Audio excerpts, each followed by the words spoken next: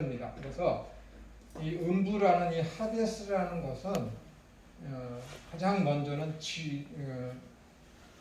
수올, 구약에 있는 수올 해갖고 무덤을 상징하는 거예요. 죽은 상태. 그래서 2, 3세기 때에 4세기까지 그 터키나 그런 고대 근동의 묘비를 보면은 거기에 누가 이 무덤에 갇히다 했을 때 거기에 하데스라는 단어를 씁니다.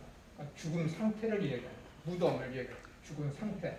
그 상태를 이야기할 때 이 하데스, 그다음에 히브리어는 수월, 이 단어를 씁니다. 그래서 이 하데스라는 단어는 원초적으로는 여러분들이 그동안 가지고 있었던 일반적인 지옥의 개념이 아니라 이 하데스라는 개념은 죽으면 그 영혼이 가는 곳. 그렇기 때문에 죽으면 영혼이 가는 곳이기 때문에 그게 하나님을 믿었다가 죽은 영혼이 가는 곳일 수도 있고 하나님을 불신했다가 죽은 영혼이 가는 곳일 수도 있어요. 원래적인 이 음부 하데스라는 의미가. 근데 후대에 오면서 이 천주교인들이 연옥 개념, 림버스 개념 그런 개념들을 만들다 보니까는 이 음부라는 하데스 개념을 완전히 나쁜 쪽으로만 하게 된 것입니다. 그래서 저번에 제가 여기다 써드렸지만은 원래의 사도신경에는 이 음부라는 단어가 없어요. 죽음을 향하여 깊은 곳으로 내려가시사. 그거를 영어에서는 헬이라고 지옥이라고 번역을 한 것이죠. 그러나 그 번역도 옳지 않습니다. 헤이티지 해갖고 그것은 음부라는 개념이지 헬이라는 개념이 절대 아닙니다. 그러니까 중세 시대 때부터 오늘날 21세기에 이르기까지 개신교가 세상에 어떤 신학적인 개념을 어떤 영향을 많이 미친 것이 아니라 천주교에서 공부했던 그 사람들이 부교, 천주교의 신학자들의 영향이 교회에 더 많은 신학에 영향을 많이 미쳤습니다. 그렇기 때문에 성경의 어떤 신학적인 흐름에 있어서 그런 단어적인 의미나 이런 것들에 있어서 개신교보다는 신학교, 천주교 측에 영향을 많이 받았기 때문에 이 사도신경을 영어로 번역함에 있어서 그 깊은 곳을 향하여 내려가셨다는 것을 가장 깊은 곳이 어딜까 했을 때 그것을 신학자들이 지옥이잖아 하니까 그것을 헬이라고 번역을 한 것이죠. 그렇기 때문에 이런 음부라는 요 개념을 가지고 깊은 곳을 향하여 주님께서 내려가셨습니다 라고 하는 이 개념을 지옥으로 내려가셨습니다 라고 하면은 사도신경을 우리가 이해하는 데 있어서 그 부분에 있어서만큼은 굉장히 어렵습니다. 그리고 이 사람들이 예수 그리스도께서 죽으셨다가 무덤에 묻히시고 음부로 내려가셨다라는 이 개념을 베드로전서 3장 19절과 20절을 통해서 음부 강하라는 그런 명칭을 붙였습니다. 그러나 베드로전서 저번에 제가 말씀드렸듯이 베드로전서 3장 19, 20절에 있는 예수님께서는 육으로는 죽으시고 영으로는 살아나시사 옥에 있는 영들에게 가서 복음을 전하셨다라고 하면서 하나님께서 과거 노아 시대 때 오래 참으시사 그들에게 영으로다가 복음을 전하셨는데 그때 살아난 자들은 구원받은 자들은 8명 뿐이니라 라고 하면서 이 부분을 가지고 음부 강하라는 이 사도신경의 이 부분하고 연결해서 사용하고 있지만은 제가 저번 주에 아주 간단하게 시간이 부족해서 간단하게 말씀드렸지만은 음부 강하와 이 베드로전서 3장 19, 20절은 전혀 상관이 없는 거예요. 신학적으로. 무식하고 천주교 편에 들고 천주교의 영향을 받은 언어와 이 베드로전서에 이런 쓰여진 상황적인 배경도 전혀 모르는 불신자보다도 더 악한 목회자들과 신학자들이 이 부분을 음부 강화와 연결을 해서 아주 오역을 한 것입니다. 오해하도록. 이 베드로전서 3장 19, 20절 그 다음에 베드로전서 4장 6절에도 또 한 번 있죠. 죽은 자, 잠자는 자들에게 죽은 자, 베살로니가 저희도 있고 잠잠 죽은 자들에게 그리스도께서 복음을 전달했다라는 그 부분을 들어서 사람들이 이 부분을 음부 강화와 연결해서 사용하고 있지만은 이 베드로전서를 처음부터 끝까지 잘 읽어보시면은 이거는 절대 음부 강화와 상관되는 것이 아님을 우리가 인식할 수가 있습니다. 이 부분에 대해서 다음에 이제 공부를 할 수 있게 되면은 하겠지만 할 게 너무 많기 때문에 그 절대 그것은 아니라는 것을 여러분들이 인식을 하시고 오늘 할 이 음부 강화에 대해서 여러분들이 같이 한번 생각을 해보겠습니다. 그래서 여러분들이 저번에 강의를 들으면서 지옥하고 음부랑 다른 것이다. 그리고 그것은 이제 어떤 장소적인 개념이 아니라 상태적인 개념이다라고 하는 것입니다. 그래서 저번에 나눠드렸던 오늘 나눠드린 거 한번 보시겠습니다. 핸드 받으셨죠? 따로 그죠? 사도신경 헬라어 사도신경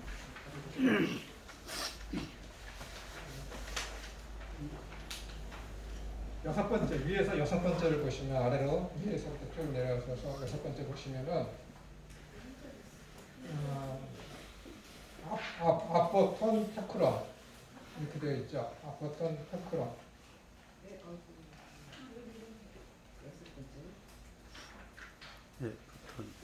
다섯 번째 줄 거예요. 다섯 번째죠. 카텔손타 에이스타 카톤타타 이것이 저번에 내가 써드린 부분인데 고난을 받으사 빌라도에게 고난을 받으신 다음에 쭉 나오시고 죽으시고 그 다음에 장사되으시고 그 다음에 죽음을 향하여 그 아래로 내려가셨다는 거예요. 죽음을 향하여 그 아래로. 이 부분은 처음에 말세우스라는 어떤 사람이 이 사람이 뭐 신학자였는지 아니면 장로였는지는 모르겠지만 이 사람이 2세기부터 3세기까지 기독교인들이 초기 기독교인들이 신앙 고백을 했던 내용을 찾아서 적어놓은 게 있습니다. 그러니까 역사적으로 가장 오래된 사도신경이에요. 공식적인 것은 아니고 그 사람이 뭐 하는 거예요?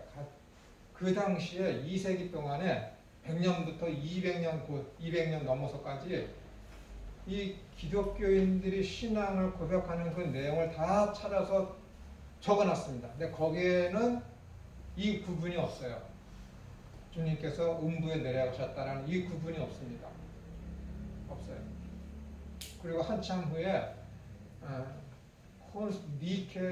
니케아 콘스탄티노플 신교가 생겨났습니다. 7세기경에 그리고 그 이전에는 니케아 콘스탄티노플 신조라는 것은 무엇이냐면은 381년에 콘스탄티노플에서 성부, 성자, 성령, 교회와 성도에 대해서 하나의 신앙 고백을 만듭니다. 특히 거기서는 성령론을 포함해서 성령에 대한 고백을 확증하기 위해서 381년에 콘스탄티노플에서 325년에 열렸던 니케아 신경을 좀 더 확고히 하고 좀 더 확장시키자 해갖고 381년에 콘스탄티노플에서 니케아 신경을 좀 더 확증하는 신조를 만듭니다. 그래서 니케아 콘스탄티노플 신조가 생깁니다. 거기에도 이 부분이 없어요. 거기에도 예수님께서 음부에 내려가셨다라는 그 부분이 없습니다. 근데 시대가 흐르면서 한 7세기경 600년이 넘어서 그때 사도신경을 보니까는 거기에서부터는 교회가 공식적으로 인정하는 사도신경을 만들자 해서 하다 보니까 거기에 이 음부에 내려가시사라는 이 내용이 있습니다. 근데 그때 보니까는 교회가 이렇게 보니까는 콘스탄틴 대제의 그 영향을 받은 정치적인 목회자들과 신학자들이 또 하나의 신조를 만듭니다. 또 하나의 신조를. 단어 하나에 아주 세미한 변질된 내용을 추가해서 하나님에 대한 고백을 약간 삐딱하게 만들었어요.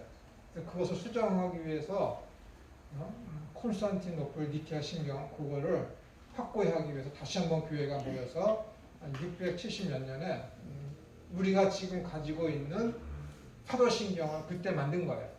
그런데 그것이 우리나라로 넘어오면서는 그것을 지금 제가 말씀드리려는 음부 강화에 대한 이 내용을 빼버렸죠. 그러니까는 교회가 공식적으로 사도신경을 제정한 내용에는 이 부분이 있습니다. 그러나 그 교회가 공식적으로 사용하지 않았던 가장 초기의 사도신경에는 이 내용이 없다라는 거예요. 이해가 되시죠? 자, 따라오셔야 돼요. 가장 초기에 교회가 인정하지 않고 교회가 고백했던 사도신경에는 음부 강화에 대한 내용이 없었지만은 콘스탄틴 대제의 영향을 받아서 세워진 이 신조에는 그 내용이 있어서 나중에 교회 회의가 다시 모여서 확증했을 때는 그 내용이 첨가되었다라는 거예요. 그리고 시대에 흐르면서 계속해서 헬라어 사도신경과 그 다음에 라틴어 사도신경과 영어 사도신경에는 그 내용이 있지만은 한국 교회의 사도신경에는 이 음부 강화에 대한 내용이 빠졌다라는 거예요. 왜냐하면은 감리교하고 다른 교단이 합쳐지면서 합동 찬송가를 내야 되니까는 그것을 무마하기 위해서 하나의 찬송가를 편찬하기 위해서 대다수의 다른 침례교나 장로교가 감리교한테 양보했기 때문에 그 내용이 빠진 것이죠. 그럼 존 웨슬레는 감리교 창시자라고 하는 존 웨슬레는 왜 이것을 뺐을까 설명하기 어렵기 때문에 신학적인 사고로다가 이 부분을 자기 교회 사람들한테 이것을 어떻게 설명할 수 있는 그런 신학적인 그런 지식이 부족했기 때문에 이것을 빼버린 거예요. 그리고 그뿐만이 아니라 설명할 수 없기 때문에 뺏겼죠. 그뿐만이 아니라 특히 예수님께서 지옥으로 갈 수 있어. 특히 예수님 지옥에 못 가잖아. 그 다음에 내가 오늘 나와 함께 낙원에 있게 될 거야 라는 누가복음 26장인가요? 26장의 그 내용하고 그 다음에 베드로전서 3장에 있는 예수께서 영으로는 오게 가셨다라는 그 내용이 서로 부합되지 않기 때문에 베드로전서의 그 3장을 음부 강화의 내용으로 봤기 때문에 이것을 신학적으로 설명할 수 있는 방법이 없는 거예요. 그렇기 때문에 빼버린 것이죠. 오늘날에도 대다수의 이 음부 강화를 부정하고 하는 교회들은 이 부분에 대해서 이해를 못하고 어떻게 설명할 길이 없기 때문에 차라리 빼버리자. 왜? 교회의 혼란만 야기시키기 때문에 그런 식으로 지금 나아가고 있죠. 그러나 그것은 올바른 태도가 아닙니다. 그래서 여기 헬라어 사도신경 다섯 번째 있는 카펠, 톤타, 에이스타, 타토토, 타타 이거는 어떤 이거를 음부라고 해도 되지만은 이 음부라는 것을 장소적인 개념으로 이해를 하면은 이 사도신경의 이 내용을 음부 강화를 여러분들 설명할 길이 없습니다. 이것은 상태로서 예수님께서 이 땅에 오시는 그 자체가 고난이셨고 빌라도의 어떤 그런 치하에서 고난을 받으 십자가에 죽으시고 그 다음에 죽으시고 십자가를 죽으시는 그 단계까지가 뭐예요? 예수님께서 깊은 곳으로 빠졌다. 자기가 신으로서 사람으로 오시고 신으로서 고난을 당하시고 신으로서 사람한테 죽임을 당하시고 사탄의 권세 아래 사흘 동안 무덤에 계시는 그런 것들을 표현한 것이 이 깊은 곳을 향하여 내려가셨다라는 거예요. 신으로서 치욕스럽고 고난을 당하시고 하는 그런 것을 표현하는 것이 이 음부로 내려가셨다라는 거예요. 그러면은 이 예수님께서 그런 모진 고통과 고난을 당하셔서 구원의 역사를 이루셨기 때문에 예수님을 믿는 우리들은 어떻게 되는 거예요? 내가 당할 고난과 내가 당할 수치를 우리 주 예수님께서 당하셨구나 라는 그 은혜를 깨닫게 하기 위해서 이 신조 안에 넣은 내용이 그리스도께서 음부로 내려가셨다라는 거예요. 이해가 되십니까? 이 내용이 있어야 되는지 반드시 있어야 돼요. 그래야 은혜를 깨닫지. 그렇게 치욕스럽고 신으로서 신이신 그분이 어떻게 사람한테 피조물한테 죽을 수 있습니까? 최악의 그런 모진 고통과 수치를 당하셨다라는 표현을 쓴 것을 가지고 뭐라고 그래요? 예수님께서 음부로 내려가셨다. 그 깊은 곳을 향하여 주님께서 내려가셨다. 그러니 그리스도를 예수님 하나님 아들과 그리스도를 믿는 그대 성도들이여 안심하라. 너희에게는 그런 고통과 고난이 주께서 당하셨기 때문에 있을 수 없다. 라는 것을 알게 하기 위해서 이 사도신경 안에 나중에 집어넣게 됐다는 것이죠. 그리스도의 은혜를 더욱더 깨달을 수 있도록 이 내용이 여기에 첨가된 것이라는 것입니다.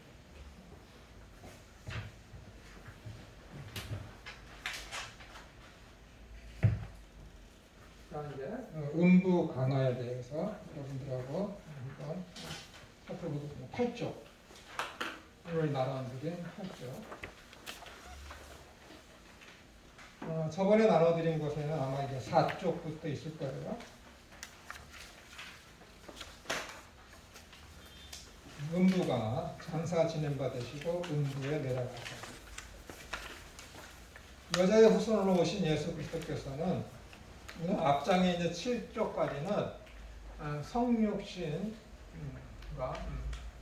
동정녀 마리아에게 나시고 분디오 빌라도에게 고난을 당하사 했을 때 제가 살펴본 것은 예수님은 어떤 동정녀를 통해서 처녀죠, 처녀. 남자를 알지 못하는 동정녀에게서 예수님께서 나실 수밖에 반드시 그렇게만 오셔야 되는 이유는 창세기 3장 15절에서 하나님께서 인류를 구원할 내가 구원자를 보내줄 건데 그 구원자는 여자의 후손으로 올 것이다 라는 그 약속 때문에 예수님께서 동정녀에게서 날 수밖에 없다라는 거예요. 이해가 되세요? 읽어보세요. 하나님이 예수님을 남자의 후손으로 보내는 것이 아니라 여자의 후손으로 보냈잖아요. 그렇기 때문에 남자를 모르는 동정녀에게서 오셔야지. 그 여자라는 것은 뭐예요? 나그네와 여자의 후손. 그 후손은 뭐예요?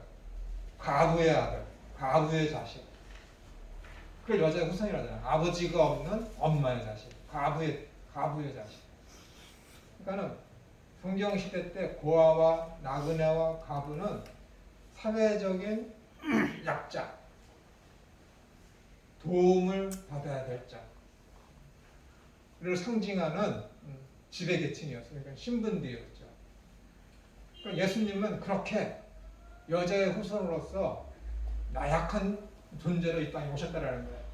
그래서 이사야서 53장에 보시면 뭐라고 되어 있습니까는 그는 연한 순가 굉장히 연약한 분으로 묘사되어 있지 않습니까? 왜? 아버지가 없는 여자의 후손이기 때문에, 과부의 아들이기 때문에, 사회적인 약자이기 때문에 그런 분으로 오셨다라는 거예요. 그런데 그분이 여자의 후손이기 때문에 남자를 모르는 상태에서 와야 되기 때문에 반드시 그분은 창세기 3장 15절의 언약에 의해서 그분은 동정녀에게서 나셔야 되는 거예요. 그래서 이사야서 7장에서 뭐예요? 내가 너에게 상징을 하나, 7장 14절이죠. 너희가 하나의 상징을, 징조를 보일 터인데 여자가, 처녀가 잉태하여 아들을 낳을 것인데 그 이름을 임마누엘이라 하라고 확증하고 하나님께서 이사야를 통해서 어떤 메시지를 전하고 있지 않습니까? 그래서 마태복음 1장에서 1장 24절인가 거기서 그것을 마태가 그것을 차용해서 또 사용하고 있고 그렇기 때문에 예수님께서는 그 약함의 표시, 연약함의 표시로다가 여자의 후손으로 오실 수밖에 없었습니다. 그렇기 때문에 그분은 애초에 이 땅에 오실 때 고난의 종으로서 고난을 마땅히 그 예수 그리스도 이 땅에서 삶은 그 자체가 고난일 수밖에 없는 그런 종의 신분으로 올 수밖에 없도록 하나님이 그렇게 언약을 하셨다라는 거예요. 그것이 앞에 있는 내용입니다. 그래서 8쪽에 보시면은 여자의 후손으로 오신 예수 그리스도께서는 고난의 삶과 함께 어린 양으로서의 사역을 온전히 감당하시다가 저주의 상징인 십자가에 달려 죽으셨습니다. 그리고 그리스도 예수님께서는 무덤에 장사되시었습니다. 그리스도께서 장사되셨다라는 것은 그리스도께서는 확실히 죽으셨다라는 것을 보여주는 것입니다. 이 사실이 왜 중요하냐면 이스라엘의 종교 지도자들이 그리스도의 죽으심과 부활을 숨기려고 하기 때문이며 이제까지도 자유주의자들과 이스라엘인들은 그리스도의 죽음과 부활을 인정하지 않기 때문에 그렇습니다. 예수님께서 죽은 것이 아니라 기절했다. 별난 소리 다 있지 않습니까? 그러나 복음서 4권은 모두 그리스도의 죽으심과 장사 지낸 바 되심을 정확하게 기록하고 있으며 그 중에 요한복음이 좀 더 자세히 기록하고 있습니다. 요한복음서의 기록을 보시면 아리마대 사람 요셉은 예수님의 제자이나 유대인이 두려워 그것을 숨기더니 아무도 예수님의 그 죽은 그 시체를 무덤에 묻게 하려고 달라고 요청한 사람이 없는 거예요. 무섭기 때문에. 2일 후에 빌라도에게 예수님의 시체를 가져가기를 구하며 빌라도가 허락하는지라 이에 가서 예수님의 시체를 가져가니라. 일찍이 예수님께 밤에 찾아왔던 니고데모도 그러니까 요한복음 2장에 나타나고 있죠. 3장에 니고데모도 모략과 침향 섞인 것을 100리트라 그러니까 100리트라는 아래 보시면은 373g이에요. 그래서 옛날 우리 개역 성경에 보시면은 이것을 백근이라고 했죠. 백근. 그러니까 요즘에 이제 정확하게 이제 헬라 사람들이 쓰던 그 무게 단위로 쓰고 있는 것입니다. 100리트라쯤 가지고 온지라 이에 예수님의 시체를 가져다가 유대인의 장례 법대로 그 향품과 함께 세마포로 쌌더라. 예수님께서 십자가에 못 박히신 곳에 동산이 있고 겟세마네 동산에서 십자가에 박혀 죽으셨죠. 그러니까 동산 안에 아직 사람을 장사한 일이 없는 새 무덤이 있는지라 이날은 유대인의 준비일이요. 그러니까 금요일 준비일이요. 또 무덤이 가까운 곳으로 예수님을 거기 두니라. 이렇게 하였습니다. 요한복음서의 본문은 그리스도께서 누가 마태, 마가, 누가가 아니라 누가 언제 어디에 어떻게 장사 지낸 바 되셨는 것을 명확하게 기록하고 있습니다. 부정할 수가 없죠. 이렇게 명확하게 하고 있기 때문에. 이는 그리스도의 죽음을 인정하지 않으려는 자들의 주장이 용납될 수 없음을 증거하는 것입니다. 만일 그리스도께서 장사되지 않으셨다면 그리스도는 죽지 않으신 것이 되며 나아가서는 부활도 거짓이 되는 것입니다. 그래서 네 복음서 모두가 공의 그리스도의 죽으심이 사실임을 입증하기라도 하듯이 이렇게 장사 지낸 바 된 것을 기록하고 있는 것입니다. 그리스도의 마지막 중에 발생한 사건들 중에 어느 것 하나라도 부정되면 그리스도의 사역 전체가 부정되는 위험을 초래합니다. 왜냐하면 그리스도의 최후, 즉 겟세마네에서의 기도와 빌라도 치하에서의 고난, 십자가에서의 죽으심과 장사 지낸 바 되심 중에 어느 것 하나라도 부정되면 그리스도의 사역 또한 부정되며 뒤에 있을 부활과 영광이 모두 발생할 수 없기 때문에 이 앞에 있는 그리스도의 고난과 죽으심과 장사 지내심이 중요하다라는 것입니다. 그러므로 그리스도께서 장사 지낸 바 되셨다라는 이 짧은 고백은 그리스도께서는 분명히 죽으셨음을 증거하기 때문에 매우 중요합니다.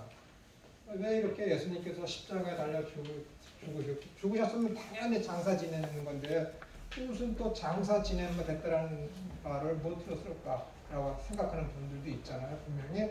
그렇기 때문에 이 문구가 왜 중요한지 그걸 설명을 드리는 것입니다. 그렇다면 그리스도께서는 죽으셔서 사흘 동안 무덤에 갇혀 있으셨는데 만일 육체적 사망이 육체와 영혼의 분리를 결과하고 그의 영혼이 무덤에 거하지 않았다면 그의 영혼은 죽어있던 3일 동안 어디에 계셨을까요? 사도신경은 그가 음부에 내려가셨다고 고백을 합니다. 스월 혹은 하데스는 구약에서 모든 죽은 영혼들이 음이 아니라 은이에요. 죽은 영혼들이 가는 곳으로 후기에는 두 영역, 즉 의인이 가는 곳과 악인이 가는 곳으로 구분되었는데 예수님의 비유에도 나타나 있습니다.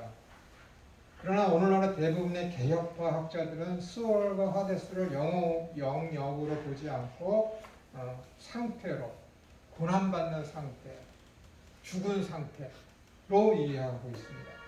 이 고백에 대한 성경적 근거의 영향성은 일부의 사람으로 하여금 이 구절을 사도신경에서 삭제하도록 만들었으나 대부분의 교회는 과격한 생략 대신에 다양한 해석으로 만족을 하였습니다. 다양한 해석.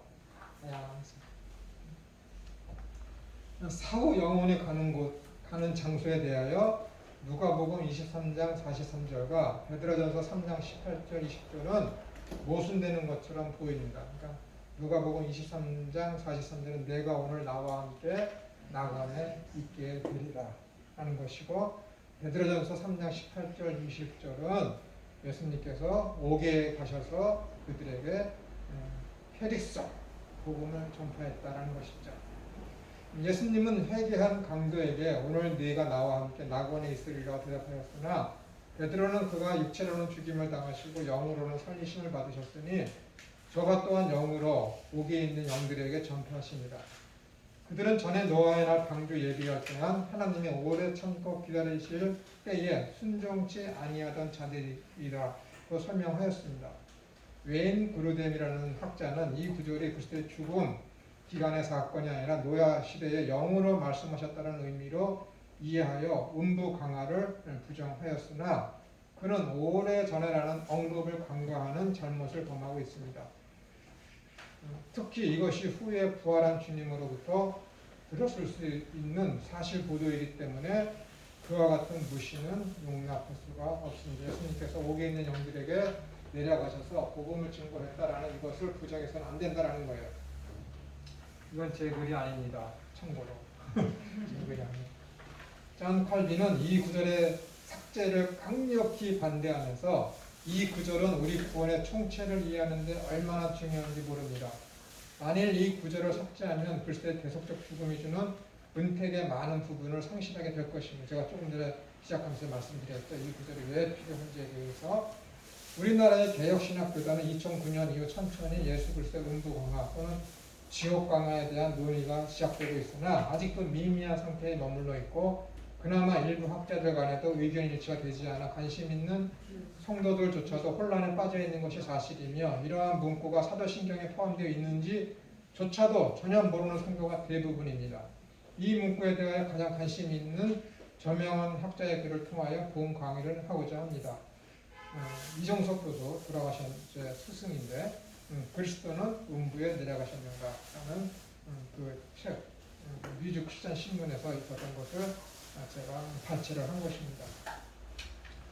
우리나라에서는 이 뒤에는 내용이 있을지 모르겠지만 우리나라에서는 2011년에 고신 측에서 3명의 학자가 신학자가 이 부분에 대해서 토론을 했습니다.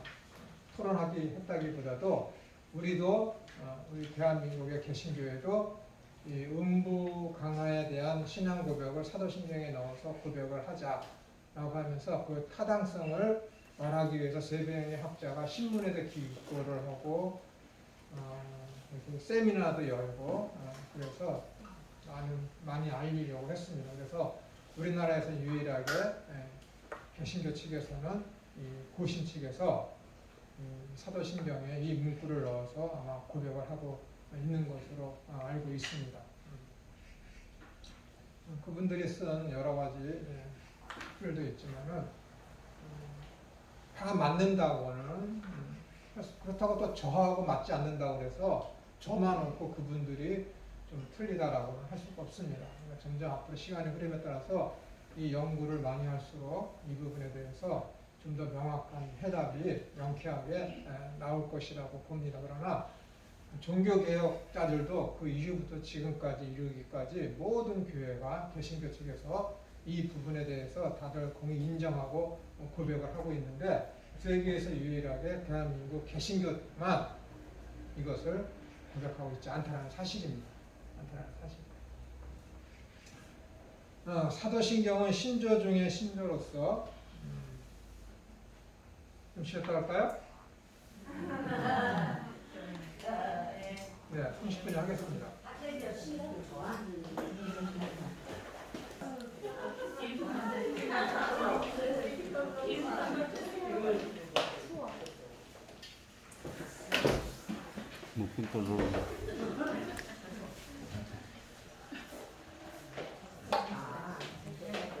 드시면서 한번 들어보세요. 자, 마르셀루스가 2, 3세기에 흘러다녔던 고백했던 그 사도신경을 제가 읽어드릴게요. 저는 믿습니다. 하나님을 전능자를 그리고 믿습니다. 하나님 아버지에 대한 고백은 딱 이거예요. 저는 믿습니다. 하나님을 전능하시니 그 아들에 대한 신앙 고백이죠. 그리고 믿습니다. 그리스도의 신 예수님을, 즉 그분의 유일하신 아드님을, 즉 우리의 주님을, 즉 성령에 의해 그리고 처녀 마리아에게서 태어나신 분을 명확하게 이렇게 고백을 하고 있죠.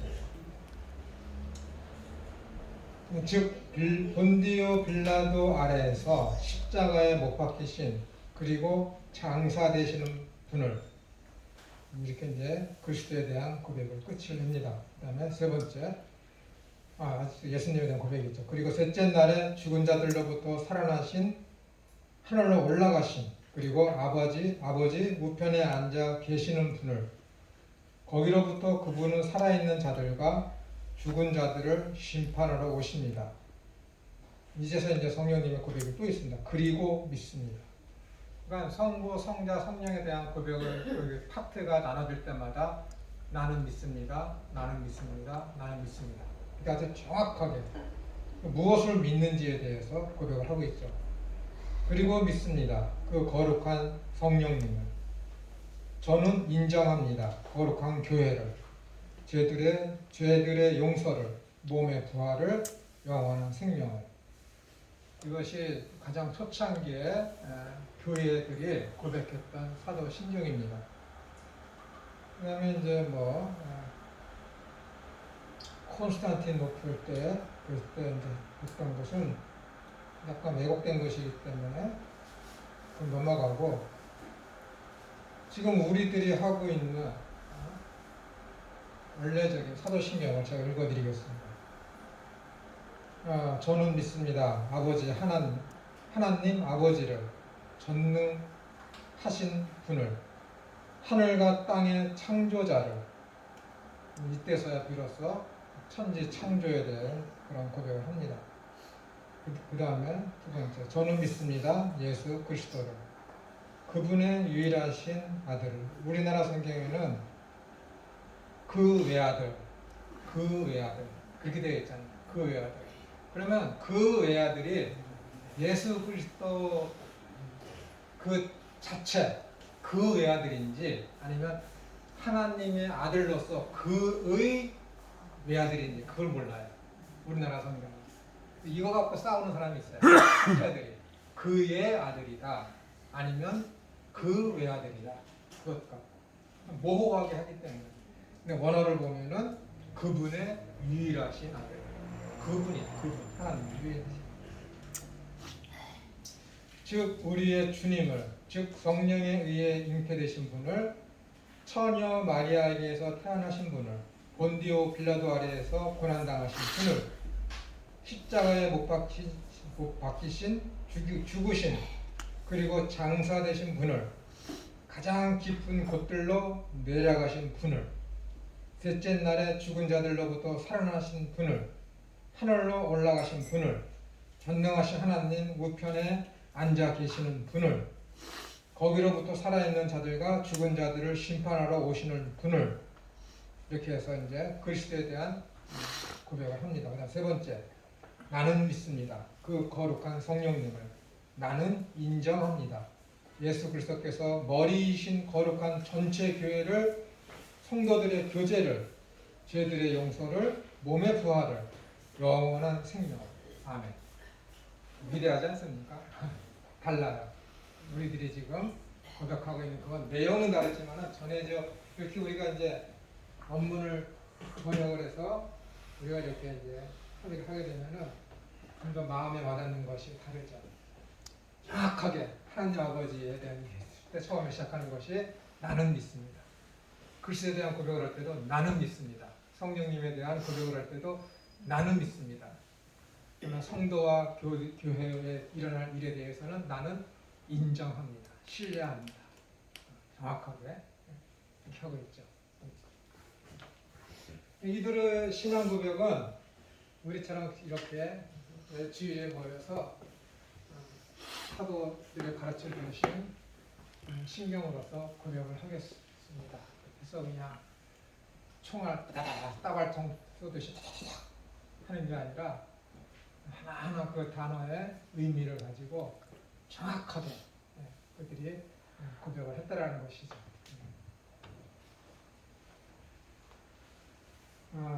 그 사도신경에 있는 그 내용에서 이제 저희들이 지금은 그 시대의 좀 비하, 낮아지심에 대해서 지금 살펴보고 있습니다. 그 중에서 이제 마지막이 될 수 있는 음부에 내려가신 것에 대해서 이정석 교수께서 쓰신 그 내용을 가지고 생각을 해보겠습니다. 사도신경의 신조 중에 신조로서 국적입니다. 국적. 로마 카톨릭 교회, 동방 정교회, 그리고 개신교회를 포함하여 세계의 모든 기독교회가 다 함께 고백하는 성경적이며 사도적인 신앙 고백입니다. 이 동방 정교회는 그리스 정교회, 그 다음에 러시아 정교회를 이야기하고 있습니다. 그들이 그리스도에 대한 고백과 그들이 우리들이 지금 알고 있는 성탄절 있지 않습니까? 12월 25일은 다릅니다. 그건 달라요. 지금 우리가 알고 있는 12월 25일은 제우스의 생일이죠. 제우스의 생일이에요. 여러분들이 아실지 모르겠지만은 예수, 지저스, 영어 지저스라는 그 의미는 히브리어 예수스, 여호수아, 호세아 거기서 온 말이 아니라 그것을 콘스탄틴 제자가 기독교 공인한 사람이잖아요. 그 따르는 추종자들이 제수스였고 son of 제우스 그게 제수스예요. J-E-S-U-S 영어 제우스의 아들 그 뜻이라니까요. 지저스가요? 네, 지저스가 제우스의 아들이라는 뜻입니다. 라틴어를 취약을 해서 만들어 놓은 거예요. 누가? 콘스탄틴 대제를 따르던 그 무리들이. 그 제우스의 생일이 예수님의 생일이 된 것이고 썬데이가 뭐예요? 썬데이, 태양, 주일. 그날이 뭐예요? 부활절인데 부활을 기념하기 위해서 그날을 예비하는데 그날은 썬데이. 제우스가 태양의 신이잖아요. 거기 있는 거예요, 여러분. 거기 모르셨죠? 그러니까는 사람들이 예수님을 예수라고 하지 말고 예수아. 원래 히브리어 발음이 예수아이다. 그리고 예수라는 이름은 뭐예요? 제가 저번에 말씀드렸지만은 6세기경에 늦어도 6세기경에 유대인이 예수님을 저주하기 위해서 예수라는 이름을 저주하고 영원히 그 이름이 사라지기를 원하노라 라는 이름으로 붙인 게 예수라는 이름이에요. 무섭지 않습니까? 그걸 우리가 지금 사용하고 있는 거예요.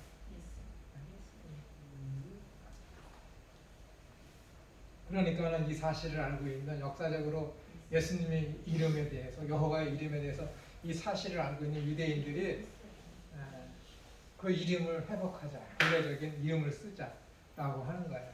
그건 역사적인 사실도 모르는 개신교의 일부 또 목회자들은 여태까지 2000년 넘게 써온 그 이름을 왜 이제 와서 그때로 하느냐, 너희 이단이다라고 또 이야기하는 거예요.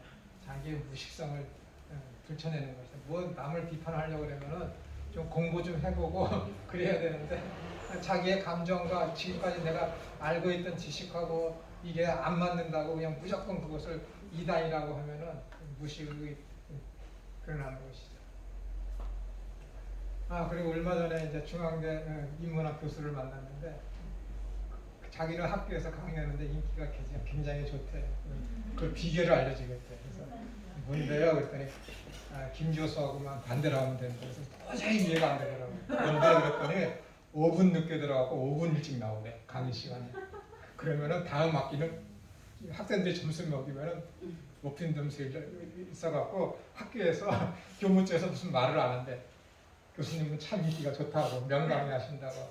강의의 내용은 상관없어.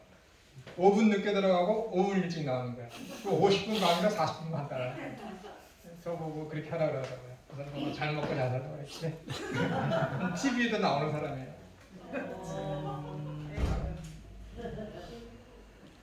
나 인기 없어도 괜찮아요. 할 만큼 다 해. 인기 짱인데요? 네, 고맙습니다.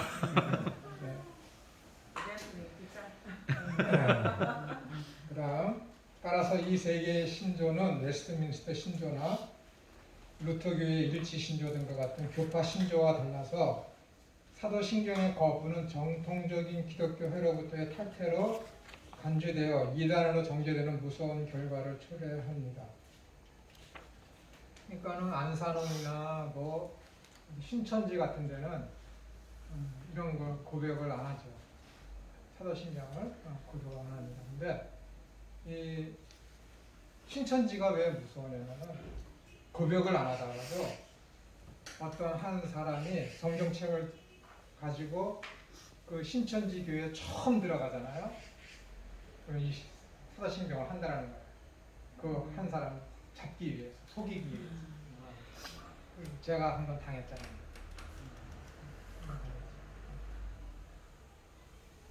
뭔 때문에 너무 그 토론을 하다가 교회를 늦어서 우리 집 앞에 있는 예전에 살았던 그 아파트 앞에 있는 그 교회를 갔더니 사도신경을 하더라고요. 조금 있더니 우리 집 사람이 이사하다고 나가자고 그러더라고요. 나중에 보니까 거기가 신천지예요. 나는 몰랐는데 우리 집 사람이 더 눈치가 빠르더라고요.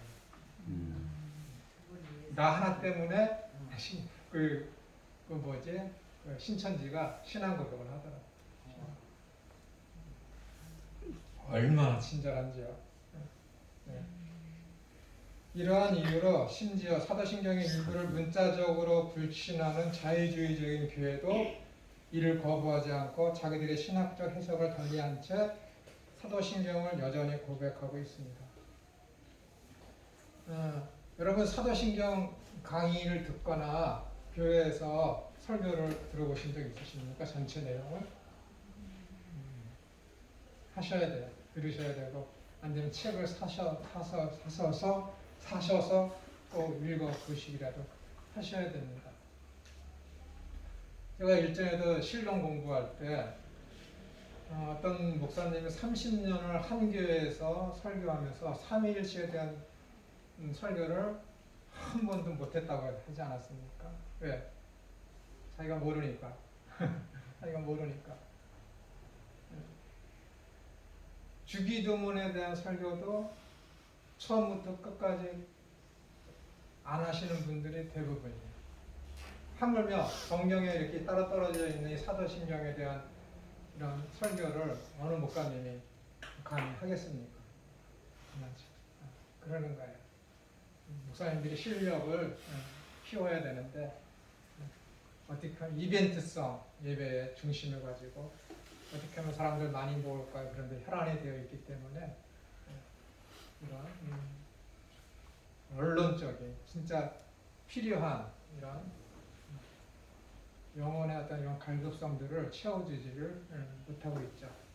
그러니까 오늘날에 이렇게 코로나 시대가 오니까는 가난한 교인들이 많이 생기게 되고 어떤 목회자는 이 코로나 시대로 인해서 비대면 예배를 하는 것을 가지고 제2의 종교개혁 시대가 왔다.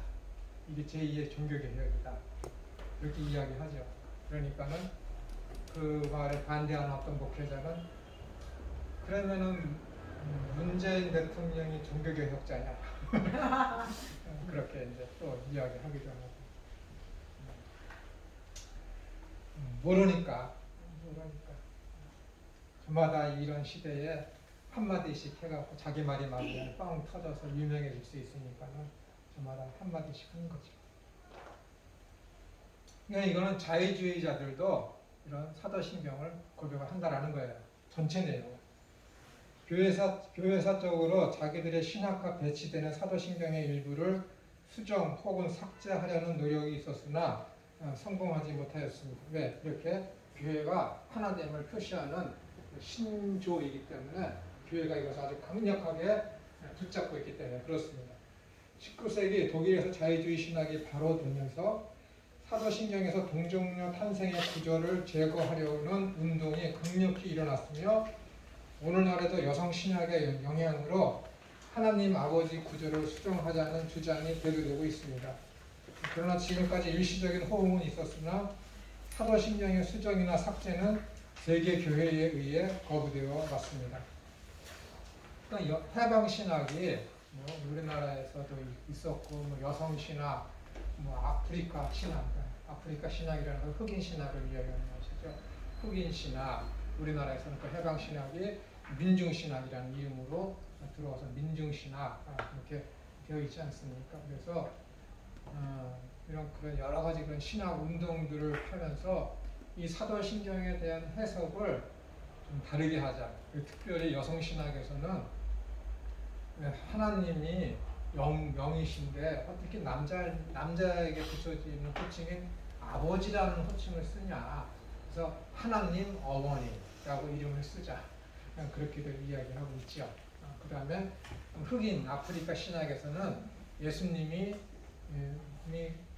유대인들도 흑인이 있었는데 예수님이 백인인지 황인종인지 아니면 흑인인지 어떻게 하느냐.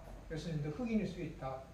그리고 하나님도 영이신데 그분이 백인인지 너희들이 어떻게 알고 다 백색으로만 표현을 하느냐. 흑색으로 하자라고 하고 그 다음에 이제 영어 사전을 보시면 우리나라 사전을 국어 사전을 보시면은 백색은 깨끗한 거, 그다음에 순결한 거 그렇게 색깔에 대한 정의가 되어 있지 않습니까?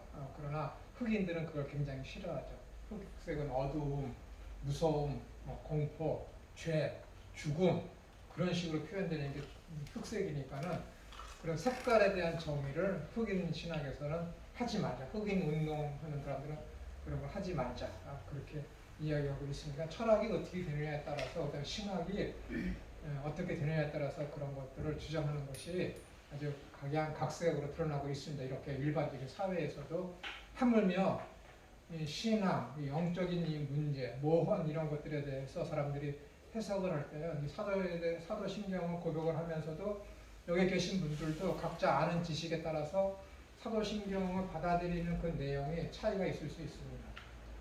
분명히 있을 수 있다니까. 나는 이 부분을 이렇게 이해하고 이 부분을 이렇게 이런 내용으로 나는 고백하는 거야 라고 할 수 있듯이 각 교단과 교회별로도 공부를 안 했기 때문에 완전히 달라요. 그리고 자유주의자들이 바라보는 이 사도신경의 해석과 그다음에 천주교인들이 바라보는 이 해석과 그다음에 개신교에서 바라보는 이 사도신경의 해석은 아주 극과 극입니다. 특히 천주교를 카톨릭이라고 하지 않습니까? 거룩한 교회와 교제 했을 때 이 거룩한 교회를 카톨릭이라고 하는데 그 이름을 자기들에게 붙인 것이죠. 그래서 사도신경을 고백하는 대로 진정한 교회는 우리 천주교뿐이다라고 그들이 이 사도신경을 붙잡고 그렇게 주장을 하고 있습니다. 그러나 이것은 명칭이 아니라 교회 전체를 이야기하는 교회의 어떤 거룩한 교제를 이야기하는 것이거든요. 이것은 천주교에서 공부하는 이 사도신경을 여러분들이 그 내용을 알면은 아주 뭐라 그럴까 구역질이 납니다. 구역질이 납니다. 아주 우리들이 이 사도신경에 대해서 알고 있는 그 해석의 내용하고 그들이 알고 있는 해석의 내용은 완전히 다릅니다. 그들이 어떤 사도신경이 우선이 아니라 그들은 교리가 있습니다. 이 교리를 우선으로 해서 정통이죠, 전통. 교리를 우선으로 해서 다른 것들을 거기다가 다 짜맞추고 설명을 해요. 그렇기 때문에 굉장히 논리정연할 수밖에 없어요. 그러니까 사람들이 합리적인 사고를 원하기 때문에 카톨릭의 가르침에 사람들이 많이 혹하고 넘어가는 거예요.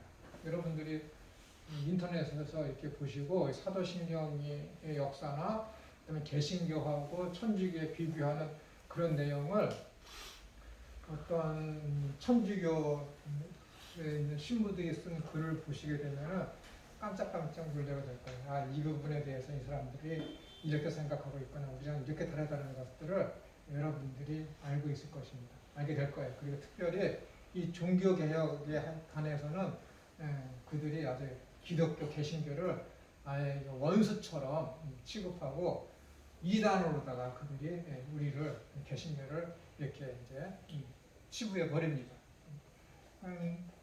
역사를 모르고 종교개혁이 왜 일어났는지를 모르고 역사적으로만 보게 되면은 많은 사람들이 기독교, 개신교보다는 구교 쪽으로 이렇게 혹해서 넘어갈 수 있는 일들이 역사적으로 많이 있을 수가 있습니다. 그다음에 사도신경의 삭제. 왜 이런 사도신경의 음부로 내려가서 하면서 이런 것을 하냐면은 역사적으로다가 이 사도신경에 대해서 특별히 음부 강화에 대해서 어떻게 이야기 되어 왔고 발전되어 왔고 지금은 어떻게 되어 있는지 여러분들이 아셔야 흔들리지 않기 때문에 제가 이 말씀을 드리는 것입니다. 그런데 한국 개신교회는 모든 교파가 공동으로 사도신경의 한 조항을 삭제하는데 성공하였습니다. 이것은 전 세계 교회에 유례가 없는 일로서 세계 교회가 교파와 신학을 초월하여 고백하는 한 조항을 한국 개신교회가 고백하기를 거부하는 중대한 불상사이며 세계 교회와 보조를 같이 하지 못하는 일면을 가지고 있음은 매우 안타까운 일입니다. 더욱이 한국 교인의 절대 다수가 이런 사실을 인지조차 하지 못하고 있으며 세계 교회도 한국 교회의 사도신경의 한 구절이 삭제되어 있음을 인식하지 못하고 있다는데 문제의 심각성이 있습니다. 그러니까는 제가 이제 기독론을 이렇게 공부를 하면서 구원론이나 이 기독론에 대해서 학생들한테 강의하면서 이 사도신경에 대해서 이 음부 강화에 대해서 이야기하면은 대부분이 모릅니다.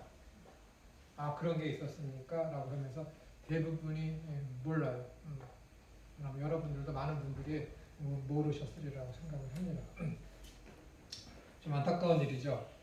더욱이 한국 교인의 절대 다수가 이러한 사실을 인식하지 못하고 있으며 세계 교회도 한국 교회의 사도신경의 한 구절이 삭제되어 있음을 인식하지 못하고 있다는데 문제의 심각성이 있습니다.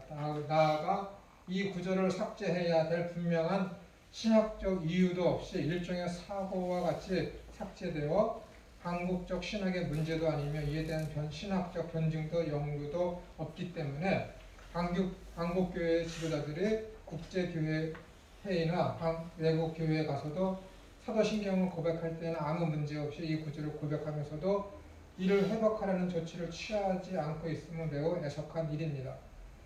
바로 그 문제의 구절은 음부에 내려가시고, 그러니까는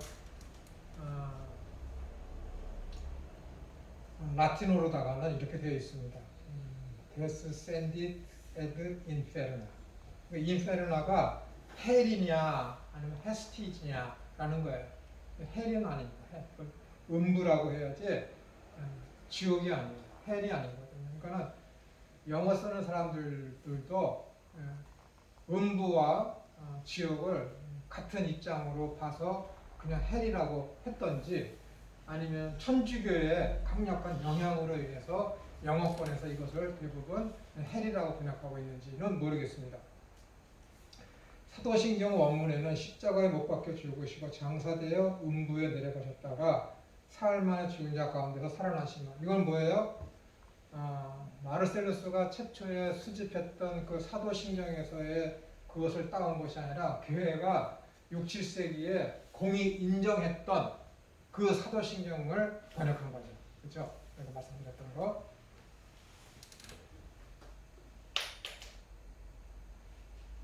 사흘 만에 죽은 자 가운데 살아나시며로 되어 있습니다. 교회 역사상 예외 없이 고백되어 왔으며 지금도 세계의 모든 장로 교회와 개혁 교회들을 포함한 모든 세계 교회들이 고백하고 있는 이 구절을 왜 한국 교회는 공동적으로 고백하기를 거부하는가?